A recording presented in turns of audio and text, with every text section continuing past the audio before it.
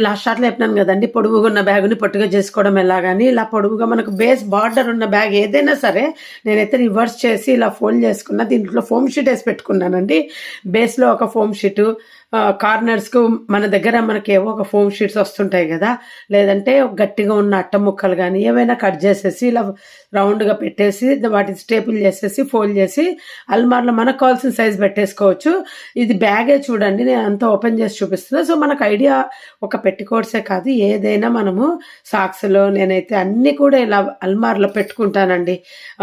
Spare టవల్లు ఉంటాయి. అవి కూడా ఇలా పెట్టుకుంటే లోపల ఈ అల్మార్‌లో నుండి బయటికి తీసుకోవడం మనకు కంఫర్ట్ కూడా. ఈ పద్ధతి చాలా ఈజీ చూడండి. నేనైతే మనకు బట్టలకు వాటికి వీటికి బ్యాగులు ఇస్తుంటారు గదా! వాటిని ఇలా ఫోమ్ షీటో, అట్ట ముక్కనో పెట్టి రౌండ్‌గా ఫోల్డ్ చేసుకుంటే అయిపాయే. ఇది చాలా బాగా యూజ్ అవుతాయి. నేను ఇలా చాలా బ్యాగ్స్ చేసుకొని అల్మార్‌లలో అన్నిటికి ఇలాగే వాడుతున్నా. వీడియో నచ్చితే లైక్ చేయండి, షేర్ చేయండి.